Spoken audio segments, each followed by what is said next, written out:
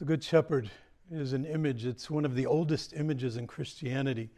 Even in the catacombs, there would be paintings, frescoes of the Good Shepherd on the walls there. And it was an image, obviously, of Christ himself, the Good Shepherd who goes looking after that one lost sheep, which could be any single one of us. Sheep are not the nicest animals. They're very mild-mannered. However, they're kind of smelly, and they're not too clean. But Jesus is the unblemished lamb, the one sacrifice which has put away sin for all of us. The Good Shepherd went after that one sheep. Jesus is the Good Shepherd. And he is described in many different ways as a shepherd, because the king would be a shepherd just as David was before he was chosen by God to lead the people. And so Jesus, sent by God to lead us to him, to the kingdom. Because he has an open heart, he loves each and every single one of us. Certainly the 99 righteous, but that one of us who loses our way. There's a basilica in Aparecida in Brazil. It's the Basilica of Our Lady Aparecida, the Immaculate Conception of Our Lady, known as Nossa Senhora Aparecida, Our Lady of that place. And inside that basilica, the largest Marian shrine in all the world, there is a cross hanging. And it doesn't have a corpus on it, but it has this silhouette cut out of Christ on the cross. And as you walk up toward that cross, toward the sanctuary, there's a huge stained glass window behind it.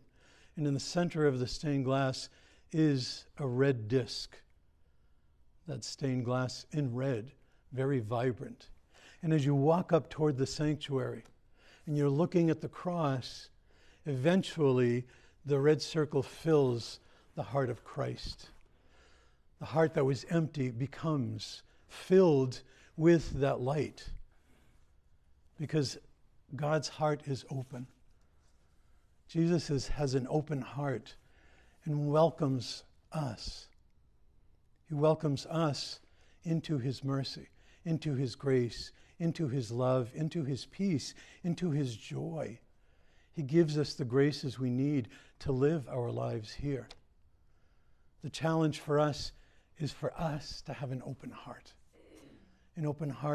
to see good in those around us, to see our brothers and sisters, as children of God, to go after them in need, especially the poor, the hungry, the children who are in war, in the midst of something terrible with which they live each and every day.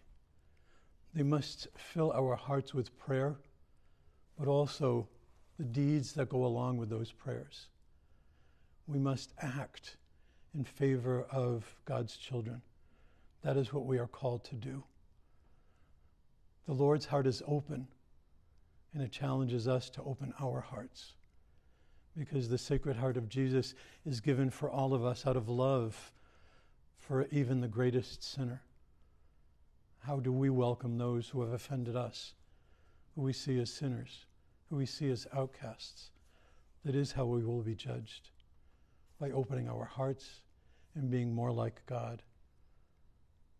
It will take a long time, if ever, to be perfect like God, but that is the road we're on. That is our journey.